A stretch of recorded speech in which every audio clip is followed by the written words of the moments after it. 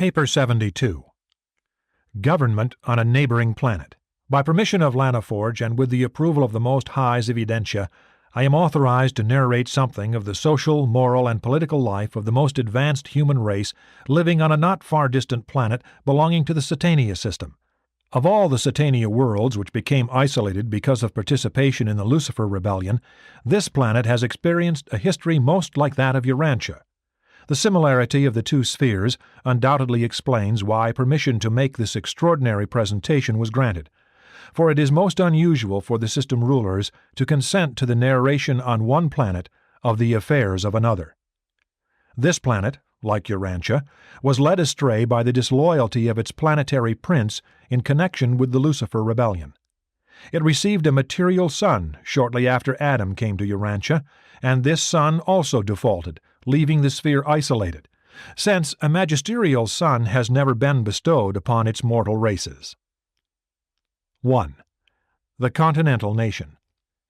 Notwithstanding all these planetary handicaps, a very superior civilization is evolving on an isolated continent about the size of Australia. This nation numbers about 140 million. Its people are a mixed race, predominantly blue and yellow, having a slightly greater proportion of violet than the so-called white race of Urantia. These different races are not yet fully blended, but they fraternize and socialize very acceptably. The average length of life on this continent is now 90 years, 15% higher than that of any other people on the planet. The industrial mechanism of this nation enjoys a certain great advantage derived from the unique topography of the continent. The high mountains, on which heavy rains fall 8 months in the year, are situated at the very center of the country.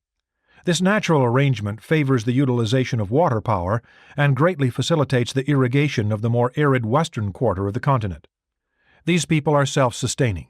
That is, they can live indefinitely without importing anything from the surrounding nations. Their natural resources are replete, and by scientific techniques they have learned how to compensate for their deficiencies in the essentials of life. They enjoy a brisk domestic commerce, but have little foreign trade owing to the universal hostility of their less progressive neighbors. This continental nation, in general, followed the evolutionary trend of the planet. The development from the tribal stage to the appearance of strong rulers and kings occupied thousands of years. The unconditional monarchs were succeeded by many different orders of government. Abortive republics, communal states, and dictators came and went in endless profusion. This growth continued until about 500 years ago, when during a politically fermenting period, one of the nation's powerful dictator triumvirs had a change of heart. He volunteered to abdicate upon condition that one of the other rulers, the baser of the remaining two, also vacate his dictatorship. Thus was the sovereignty of the continent placed in the hands of one ruler. The unified state progressed under strong monarchical rule for over 100 years, during which there evolved a masterful charter of liberty. The subsequent transition from monarchy to a representative form of government was gradual, the kings remaining as mere social or sentimental figureheads, finally disappearing when the male line of descent ran out. The present republic has now been in existence just 200 years, during which time there has been a continuous progression toward the governmental techniques about to be narrated, the last developments in industrial and political realms having been made within the past decade.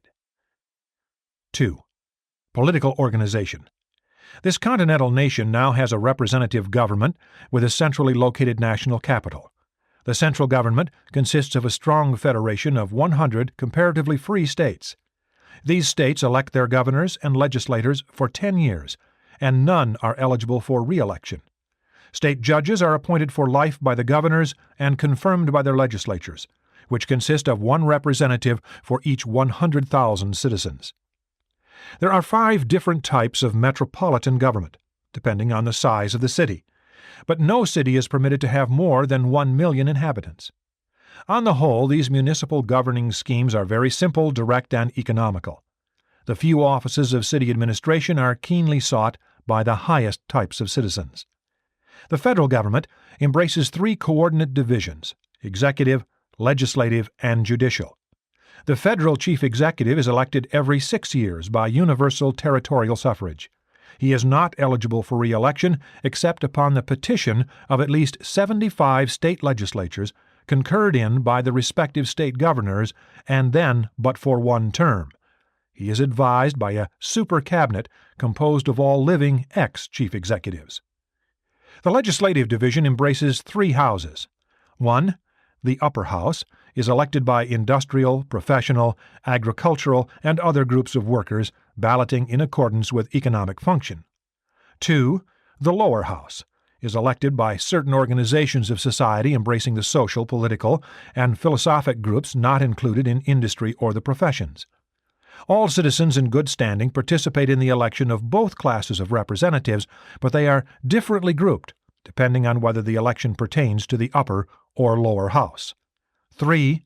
The third house, the elder statesman, embraces the veterans of civic service and includes many distinguished persons nominated by the chief executive, by the regional sub-federal executives, by the chief of the Supreme Tribunal, and by the presiding officers of either of the other legislative houses. This group is limited to 100, and its members are elected by the majority action of the elder statesmen themselves. Membership is for life, and when vacancies occur, the person receiving the largest ballot among the list of nominees is thereby duly elected. The scope of this body is purely advisory, but it is a mighty regulator of public opinion and exerts a powerful influence upon all branches of the government. Very much of the federal administrative work is carried on by the 10 regional, sub-federal authorities, each consisting of the association of 10 states. These regional divisions are wholly executive and administrative, having neither legislative nor judicial functions. The 10 regional executives are the personal appointees of the federal chief executive, and their term of office is concurrent with his, 6 years. The Federal Supreme Tribunal approves the appointment of these 10 regional executives, and while they may not be reappointed, the retiring executive automatically becomes the associate and advisor of his successor. Otherwise, these regional chiefs choose their own cabinets of administrative officials. This nation is adjudicated by 2 major court systems, the law courts and the socio-economic courts. The law courts function on the following 3 levels. 1. Minor courts of municipal and local jurisdiction, whose decisions may be appealed to the high state tribunals. 2. State Supreme Courts, whose decisions are final in all matters not involving the federal government or jeopardy of citizenship rights and liberties. The regional executives are empowered to bring any case at once to the bar of the Federal Supreme Court. 3. Federal Supreme Court, the high tribunal for the adjudication of national contentions and the appellate cases coming up from the state courts. This Supreme Tribunal consists of 12 men over 40 and under 75 years of age who have served 2 or more years on some state tribunal and who have been appointed to this high position by the chief executive with the majority approval of the Super Cabinet and the third house of the Legislative Assembly. All decisions of this supreme judicial body are by at least a 2/3 vote. The socio-economic courts function in the following 3 divisions. 1. Parental courts, associated with the legislative and executive divisions of the home and social system. 2. Educational courts, the juridical bodies connected with the state and regional school systems and associated with the executive and legislative branches of the educational administrative mechanism. 3. Industrial courts, the jurisdictional tribunals vested with full authority for the settlement of all economic misunderstandings. The Federal Supreme Court does not pass upon socio-economic cases except upon the 3/4 vote of the 3rd legislative branch of the national government, the House of Elder Statesmen. Otherwise, all decisions of the parental, educational, and industrial high courts are final. 3. The home life. On this continent, it is against the law for 2 families to live under the same roof. And since group dwellings have been outlawed, most of the tenement type of buildings have been demolished. But the unmarried still live in clubs, hotels, and other group dwellings. The smallest home site permitted must provide 50,000 square feet of land. All land and other property used for home purposes are free from taxation up to 10 times the minimum home site allotment. The home life of this people has greatly improved during the last century, Attendance of parents, both fathers and mothers, at the parental schools of child culture is compulsory. Even the agriculturists, who reside in small country settlements, carry on this work by correspondence, going to the nearby centers for oral instruction once in 10 days, every 2 weeks, for they maintain a 5-day week. The average number of children in each family is 5, and they are under the full control of their parents, or, in case of the demise of one or both, under that of the guardians designated by the parental courts. It is considered a great honor for any family to be awarded the guardianship of a full orphan. Competitive examinations are held among parents, and the orphan is awarded to the home of those displaying the best parental qualifications. These people regard the home as the basic institution of their civilization. It is expected that the most valuable part of a child's education and character training will be secured from his parents and at home, and fathers devote almost as much attention to child culture as do mothers. All sex instruction is administered in the home by parents or by legal guardians.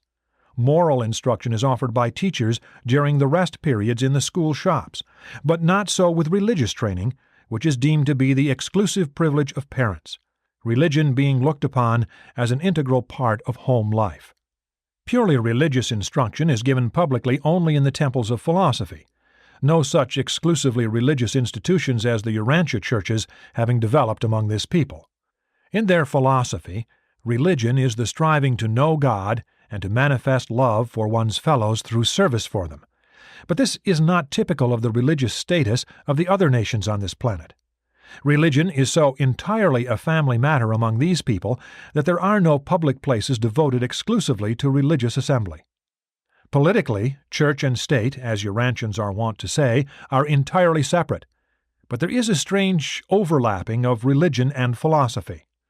Until 20 years ago, the spiritual teachers, comparable to Urantia pastors, who visit each family periodically to examine the children to ascertain if they have been properly instructed by their parents, were under governmental supervision.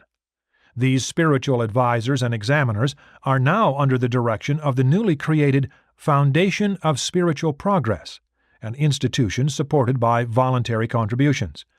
Possibly this institution may not further evolve until after the arrival of a Paradise Magisterial Son. Children remain legally subject to their parents until they are 15, when the first initiation into civic responsibility is held. Thereafter, every 5 years, for 5 successive periods, similar public exercises are held for such age groups at which their obligations to parents are lessened, while new civic and social responsibilities to the state are assumed. Suffrage is conferred at 20. The right to marry without parental consent is not bestowed until 25, and children must leave home on reaching the age of 30. Marriage and divorce laws are uniform throughout the nation. Marriage before 20, the age of civil enfranchisement, is not permitted. Permission to marry is only granted after 1 year's notice of intention, and after both bride and groom present certificates showing that they have been duly instructed in the parental schools regarding the responsibilities of married life. Divorce regulations are somewhat lax, but decrees of separation issued by the parental courts may not be had until 1 year after application therefor has been recorded, and the year on this planet is considerably longer than on Urantia. Notwithstanding their easy divorce laws, the present rate of divorces is only 1/10 that of the civilized races of Urantia. 4. The educational system. The educational system of this nation is compulsory and coeducational in the pre-college schools that the student attends from the ages of 5 to 18. These schools are vastly different from those of Urantia. There are no classrooms. Only one study is pursued at a time, and after the first 3 years all pupils become assistant teachers, instructing those below them. Books are used only to secure information that will assist in solving the problems arising in the school shops and on the school farms. Much of the furniture used on the continent and the many mechanical contrivances — this is a great age of invention and mechanization — are produced in these shops. Adjacent to each shop is a working library where the student may consult the necessary reference books. Agriculture and horticulture are also taught throughout the entire educational period on the extensive farms adjoining every local school. The feeble-minded are trained only in agriculture and animal husbandry, and are committed for life to special custodial colonies, where they are segregated by sex to prevent parenthood, which is denied all subnormals. These restrictive measures have been in operation for 75 years. The commitment decrees are handed down by the parental courts. Everyone takes 1 month's vacation each year. The pre-college schools are conducted for 9 months out of the year of 10. The vacation being spent with parents or friends in travel. This travel is a part of the adult education program and is continued throughout a lifetime, the funds for meeting such expenses being accumulated by the same methods as those employed in old age insurance. 1/4 of the school time is devoted to play, competitive athletics, the pupils progressing in these contests from the local, through the state and regional, and on to the national trials of skill and prowess. Likewise, the oratorical and musical contests, as well as those in science and philosophy, occupy the attention of students from the lower social divisions on up to the contests for national honors. The school government is a replica of the national government with its 3 correlated branches, the teaching staff functioning as the 3rd or advisory legislative division. The chief object of education on this continent is to make every pupil a self-supporting citizen. Every child graduating from the pre-college school system at 18 is a skilled artisan. Then begins the study of books and the pursuit of special knowledge, either in the adult schools or in the colleges. When a brilliant student completes his work ahead of schedule, he is granted an award of time and means wherewith he may execute some pet project of his own devising. The entire educational system is designed to adequately train the individual. 5. Industrial organization.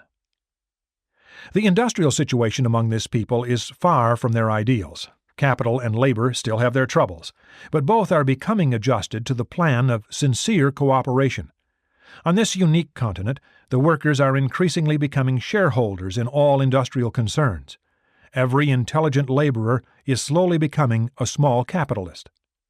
Social antagonisms are lessening, and goodwill is growing apace.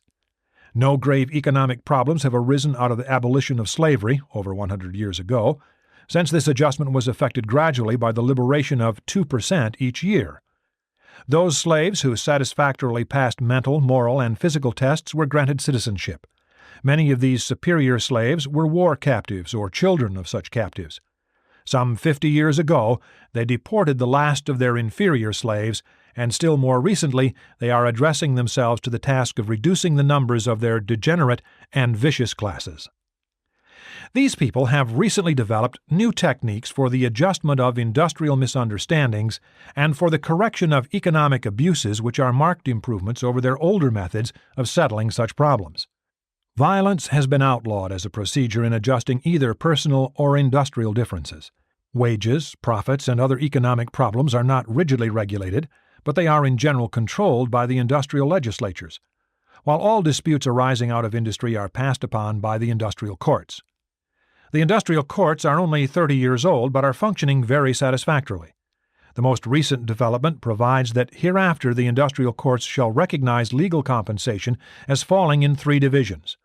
1. Legal rates of interest on invested capital. 2. Reasonable salary for skill employed in industrial operation. 3. Fair and equitable wages for labor. These shall first be met in accordance with contract, or in the face of decreased earnings they shall share proportionally in transient reduction, and thereafter all earnings in excess of these fixed charges shall be regarded as dividends and shall be prorated to all 3 divisions, capital, skill, and labor. Every 10 years the regional executives adjust and decree the lawful hours of daily gainful toil. Industry now operates on a 5-day week, working 4 and playing 1. These people labor 6 hours each working day, and like students, 9 months in the year of 10. Vacation is usually spent in travel, and new methods of transportation having been so recently developed, the whole nation is travel-bent. The climate favors travel about 8 months in the year, and they are making the most of their opportunities. 200 years ago, the profit motive was wholly dominant in industry, but today it is being rapidly displaced by other and higher driving forces. Competition is keen on this continent, but much of it has been transferred from industry to play, skill, scientific achievement, and intellectual attainment. It is most active in social service and governmental loyalty. Among this people, public service is rapidly becoming the chief goal of ambition.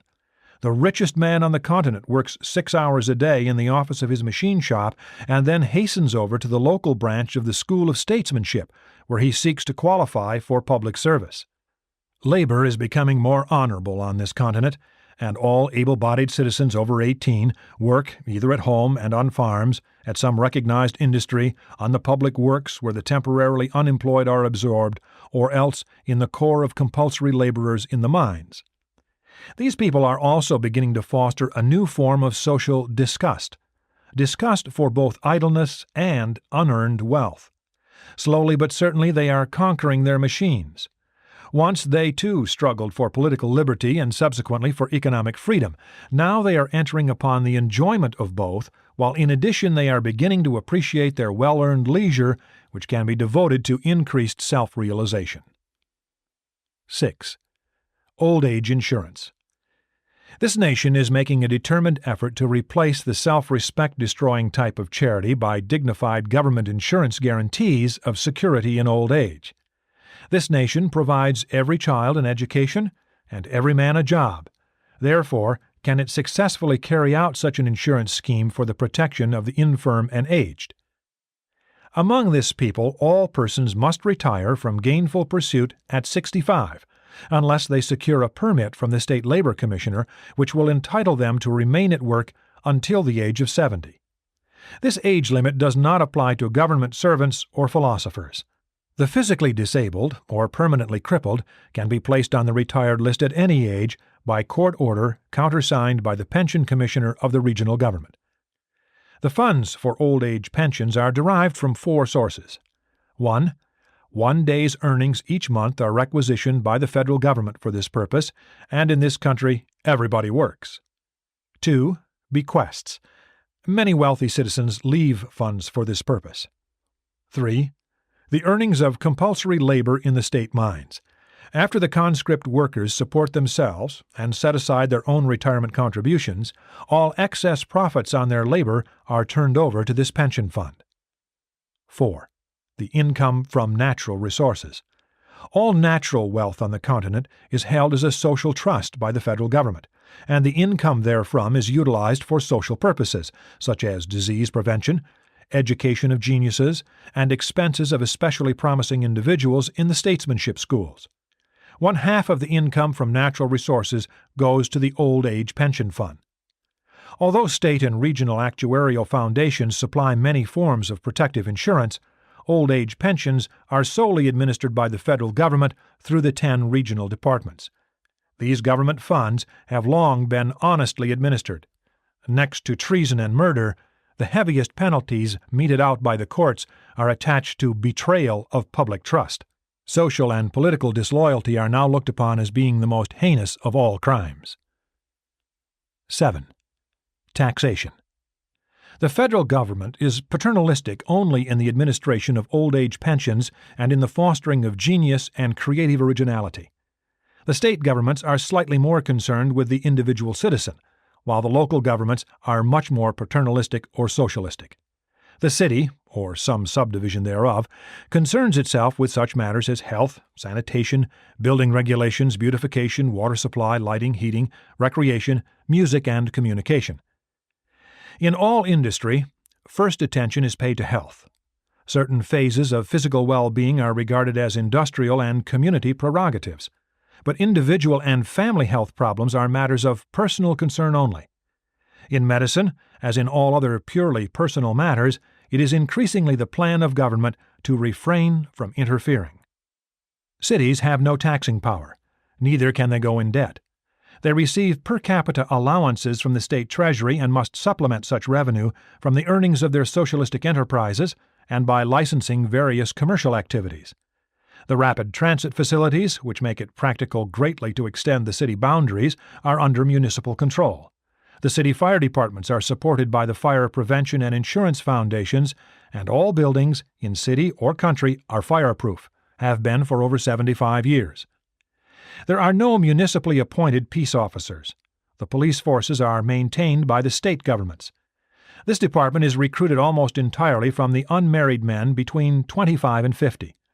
Most of the states assess a rather heavy bachelor tax, which is remitted to all men joining the state police.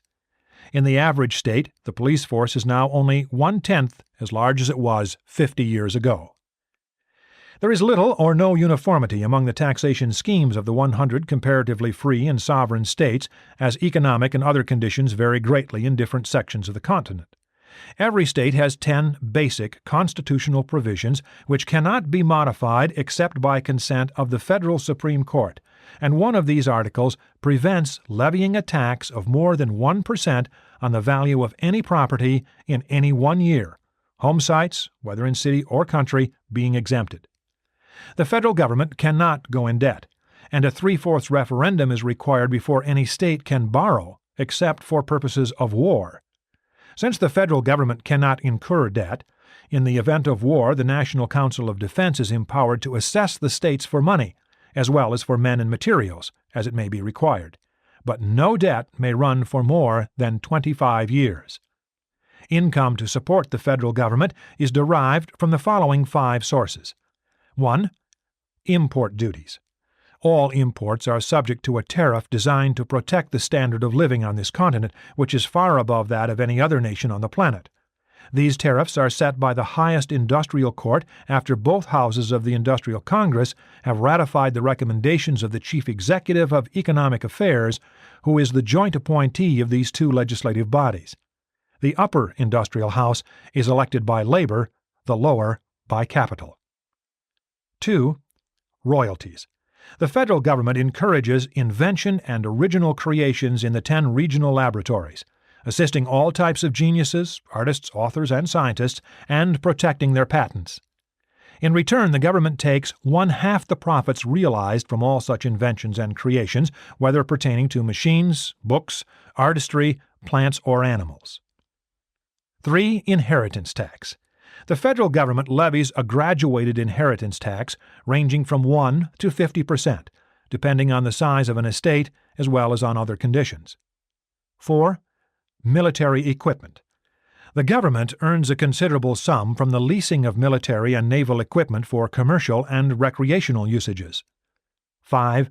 Natural resources. The income from natural resources, when not fully required for the specific purposes designated in the Charter of Federal Statehood, is turned into the national treasury. Federal appropriations, except war funds assessed by the National Council of Defense, are originated in the upper legislative house, concurred in by the lower house, approved by the Chief Executive, and finally validated by the Federal Budget Commission of 100. The members of this commission are nominated by the state governors and elected by the state legislatures to serve for 24 years, 1/4 being elected every 6 years. Every 6 years this body, by a 3/4 ballot, chooses one of its number as chief, and he thereby becomes Director-Controller of the Federal Treasury. 8. The special colleges. In addition to the basic compulsory education program extending from the ages of 5 to 18, special schools are maintained as follows. 1. Statesmanship schools. These schools are of 3 classes: national, regional, and state. The public offices of the nation are grouped in 4 divisions. The first division of public trust pertains principally to the national administration, and all office holders of this group must be graduates of both regional and national schools of statesmanship. Individuals may accept political, elective, or appointive office in the second division upon graduating from any one of the 10 regional schools of statesmanship. Their trusts concern responsibilities in the regional administration and the state governments. Division 3 includes state responsibilities, and such officials are only required to have state degrees of statesmanship. The fourth and last division of office holders are not required to hold statesmanship degrees, such offices being wholly appointive. They represent minor positions of assistantship, secretaryships, and technical trusts, which are discharged by the various learned professions functioning in governmental administrative capacities. Judges of the minor and state courts hold degrees from the state schools of statesmanship. Judges of the jurisdictional tribunals of social, educational, and industrial matters hold degrees from the regional schools. Judges of the federal Supreme Court must hold degrees from all these schools of statesmanship. 2. Schools of philosophy. These schools are affiliated with the temples of philosophy and are more or less associated with religion as a public function. 3. Institutions of science. These technical schools are coordinated with industry rather than with the educational system and are administered under 15 divisions. 4. Professional training schools. These special institutions provide the technical training for the various learned professions, 12 in number. 5. Military and naval schools. Near the national headquarters and at the 25 coastal military centers are maintained those institutions devoted to the military training of volunteer citizens from 18 to 30 years of age. Parental consent is required before 25 in order to gain entrance to these schools. 9. The Plan of Universal Suffrage. Although candidates for all public offices are restricted to graduates of the state, regional, or federal schools of statesmanship, the progressive leaders of this nation discovered a serious weakness in their plan of universal suffrage and about 50 years ago made constitutional provision for a modified scheme of voting which embraces the following features. 1. Every man and woman of 20 years and over has one vote. Upon attaining this age, all citizens must accept membership in 2 voting groups. They will join the first in accordance with their economic function, industrial, professional, agricultural, or trade. They will enter the second group according to their political, philosophic, and social inclinations. All workers thus belong to some economic franchise group, and these guilds, like the non-economic associations, are regulated much as is the national government with its threefold division of powers.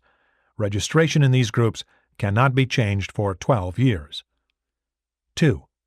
Upon nomination by the state governors, or by the regional executives and by the mandate of the regional supreme councils, individuals who have rendered great service to society or who have demonstrated extraordinary wisdom in government service may have additional votes conferred upon them, not oftener than every 5 years and not to exceed 9 such superfranchises. The maximum suffrage of any multiple voter is 10. Scientists, inventors, teachers, philosophers, and spiritual leaders are also thus recognized and honored with augmented political power. These advanced civic privileges are conferred by the state and regional supreme councils much as degrees are bestowed by the special colleges, and the recipients are proud to attach the symbols of such civic recognition along with their other degrees to their lists of personal achievements. 3. All individuals sentenced to compulsory labor in the mines and all governmental servants supported by tax funds are, for the periods of such services, disenfranchised. This does not apply to aged persons who may be retired on pensions at 65. 4. There are 5 brackets of suffrage reflecting the average yearly taxes paid for each half-decade period. Heavy taxpayers are permitted extra votes up to 5. This grant is independent of all other recognition, but in no case can any person cast over 10 ballots. 5. At the time this franchise plan was adopted, the territorial method of voting was abandoned in favor of the economic or functional system. All citizens now vote as members of industrial, social, or professional groups, regardless of their residence. Thus, the electorate consists of solidified, unified, and intelligent groups who elect only their best members to positions of governmental trust and responsibility. There is one exception to this scheme of functional or group suffrage. The election of a federal chief executive every 6 years is by nationwide ballot, and no citizen casts over 1 vote. Thus, except in the election of the chief executive, suffrage is exercised by economic, professional, intellectual, and social groupings of the citizenry. The ideal state is organic, and every free and intelligent group of citizens represents a vital and functioning organ within the larger governmental organism. The schools of statesmanship have power to start proceedings in the state courts looking toward the disenfranchisement of any defective, idle, indifferent, or criminal individual. These people recognize that when 50% of a nation is inferior or defective and possesses the ballot, such a nation is doomed. They believe the dominance of mediocrity spells the downfall of any nation. Voting is compulsory, heavy fines being assessed against all who fail to cast their ballots. 10. Dealing with crime. The methods of this people in dealing with crime, insanity, and degeneracy, while in some ways pleasing, will no doubt in others prove shocking to most Urantians. Ordinary criminals and defectives are placed, by sexes, in different agricultural colonies and are more than self-supporting. The more serious habitual criminals and the incurably insane are sentenced to death in the lethal gas chambers by the courts. Numerous crimes aside from murder, including betrayal of governmental trust, also carry the death penalty, and the visitation of justice is sure and swift. These people are passing out of the negative into the positive era of law. Recently, they have gone so far as to attempt the prevention of crime by sentencing those who are believed to be potential murderers and major criminals to life service in the detention colonies. If such convicts subsequently demonstrate that they have become more normal, they may be either paroled or pardoned. The homicide rate on this continent is only 1% of that among the other nations. Efforts to prevent the breeding of criminals and defectives were begun over 100 years ago and have already yielded gratifying results. There are no prisons or hospitals for the insane. For one reason, there are only about 10% as many of these groups as are found on Urantia. 11. Military preparedness. Graduates of the federal military schools may be commissioned as guardians of civilization in 7 ranks in accordance with ability and experience by the President of the National Council of Defense. This council consists of 25 members, nominated by the highest parental, educational, and industrial tribunals, confirmed by the Federal Supreme Court, and presided over ex officio by the Chief of Staff of Coordinated Military Affairs. Such members serve until they are 70 years of age. The courses pursued by such commissioned officers are 4 years in length and are invariably correlated with the mastery of some trade or profession. Military training is never given without this associated industrial, scientific, or professional schooling. When military training is finished, the individual has, during his 4 years' course, received 1/2 of the education imparted in any of the special schools, where the courses are likewise 4 years in length. In this way, the creation of a professional military class is avoided by providing this opportunity for a large number of men to support themselves while securing the first half of a technical or professional training. Military service during peacetime is purely voluntary, and the enlistments in all branches of the service are for 4 years, during which every man pursues some special line of study in addition to the mastery of military tactics. Training in music is one of the chief pursuits of the central military schools and of the 25 training camps distributed about the periphery of the continent.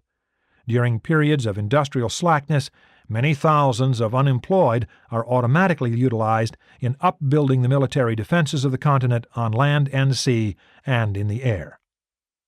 Although these people maintain a powerful war establishment as a defense against invasion by the surrounding hostile peoples, it may be recorded to their credit that they have not, in over 100 years, employed these military resources in an offensive war.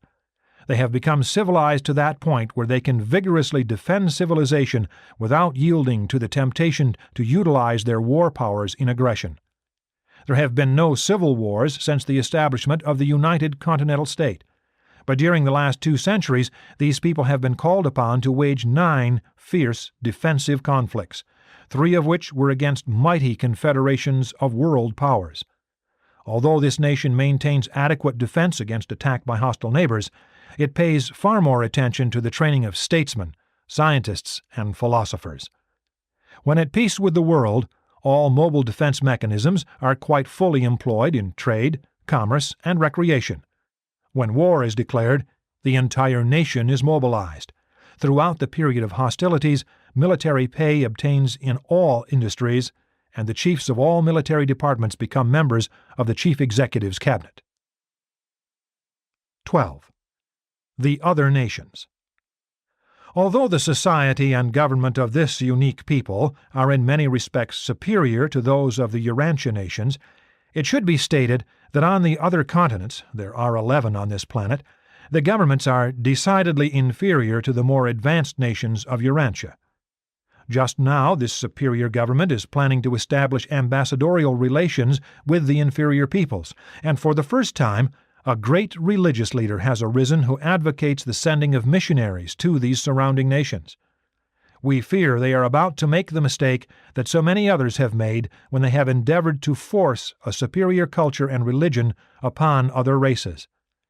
What a wonderful thing could be done on this world if this continental nation of advanced culture would only go out and bring to itself the best of the neighboring peoples, and then, after educating them, send them back as emissaries of culture to their benighted brethren. Of course, if a magisterial son should soon come to this advanced nation, great things could quickly happen on this world. This recital of the affairs of a neighboring planet is made by special permission with the intent of advancing civilization and augmenting governmental evolution on Urantia. Much more could be narrated that would no doubt interest and intrigue Urantians, but this disclosure covers the limits of our permissive mandate. Urantians should, however, take note that their sister sphere in the Satania family has benefited by neither magisterial nor bestowal missions of the Paradise Sons.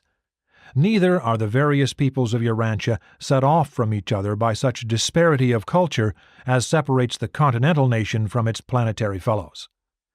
The pouring out of the Spirit of Truth provides the spiritual foundation for the realization of great achievements in the interests of the human race of the bestowal world. Urantia is therefore far better prepared for the more immediate realization of a planetary government with its laws, mechanisms, symbols, conventions, and language, all of which could contribute so mightily to the establishment of worldwide peace under law and could lead to the sometime dawning of a real age of spiritual striving. And such an age is the planetary threshold to the utopian ages of light and life. Presented by a Melchizedek of Nebadon.